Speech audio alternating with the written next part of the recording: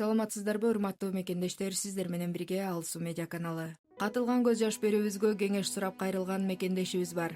Ал өз катында: жашоомдо 3 жолу үйлөнсөм да өз бактымды таба албай келем. Азыркы аялым семирип кеткендиктен жүрөгүмө жакпай калды. Эмне кылсам болот, деп жазыптыр. Бул суроонун артында оор тагдыр, бир топ сыноолор жана жашоодогу татаал чечимдер жатат экен. Мекендешибиз башынан өткөргөн окуяларын кат аркылуу кеңири баяндап жөнөтүптүр. Жана ошондой эле мүмкүн болсо окуямды элге жеткирип, алардын кеңешин алып берсеңиздер деп суранган. Анда урматтуу көрүүчүлөр, анын катын сиздерге окуп берейин. Дарование Москвы жайкы лагери балдарды кабыл алууну баштады. Балаңыздын жайкы эс алуусу пайдалуу жана өнүгүүгө багытталган болсун. Мектепке даярдоо, англис тили, араб тили, намаз окууну үйрөтүү, спорттук машыгуулар, таза абада сейилдөө, күнүнө 3 маал адал тамак. Ар бир балага өзгөчө көңүл бурулат. Орус тилин билбеген балдар үчүн кошумча сабактар уюштурулуп, эркин сүйлөөгө жардам берет. Балаңыздын келечегине бүгүндөн баштап инвестиция жасаңыз. Катталуу жана толук маалымат үчүн байланыш номерлерине кайрылыңыз. Ассаламу алейкум, кыргыз элим. Мен 40 жаштамын, Ордолу Ош шаарынын уулу болом. Учурда Москва шаарында эмгектенип, жубайым менен жашайм. Сөзүмдү башынан баштайын.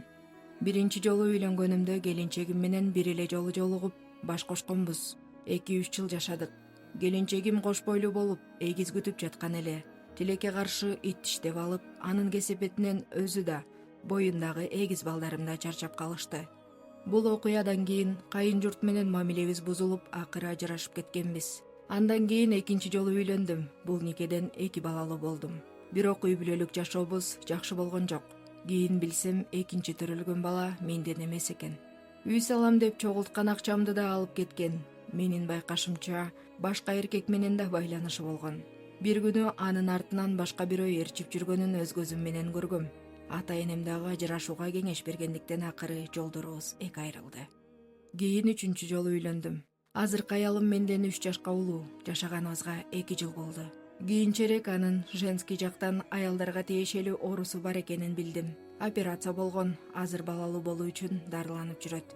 Мени эң көп ойлондурган нерсе бул тууралуу башынан ачык айтпаганы. Эгер алдын ала билсем, балким башкача чечим кабыл алмак белем деп ойлойм. Азыр дарылануусунун жыйынтыгын күтөйүнбү, же убакыт өткөрүп жатамбы деп да санаркайм. Эко жолу менен балалуу боло алабызбы деген суроо дагы мени түйшөлтөт. Дагы бир чындыкты жашырбай айтайын. Мага толук семирип кеткен аялдар жана сырткы келбети жүрөгүмө жакпаган аялдар анча жакпайт экен. Канча аракет кылсам да ички сезимимди өзгөртө албай жатам. Ошол эле учурда адамды капа кылгым келбейт. Өзүм жоош мүнөздүү адаммын. Кээде азыркы аялымды үйү бар, Россиянын жарандыгы бар деп жаңылып тандап алдымбы деп да ойлонуп кетем. Бирок эң өкүндүргөнү ден соолугундагы көйгөй тууралуу башынан ачык айтпаганы. Урушпай ажырашсаң уялбай учурашасың деген сөз бар эмеспи? Мен эч кимге жамандык каалабайм, бирок жаш өткөн сайын эркектин каалоосу да азаят экен. Жүрөктө сүйүү, тартылуу жана калоо болбосо, жашоонун кызыгы да азайып калгандай сезилет.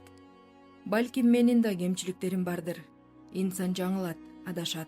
Ошондуктан, урматтуу кыргыз элим, менин ордумда болсоңуздар кандай чечим кабыл алат элеңиздер? Ушул үй бүлөнү сактап, күтүшүм керекпи, же башка чечим кабыл алганым туурабы? Кеңешиңиздерди күтөм. Урматтуу мекендештер, ушул мекендешибиздин катын сиздерге өзгөртпөстөн толук окуп бердим. Жана ошондой эле сиздердин да жүрөгү көгөн суроолоруңуздар, элден кеңеш алчу окуяңыздар, же кимгедир сабак болор деген окуяңыз болсо, анда экранда турган номерлерге байланышып, биздин берүүбүзгө кайрылсаңыздар болот. Кийинки эфирде көрүшкөнчө аман туруңуздар.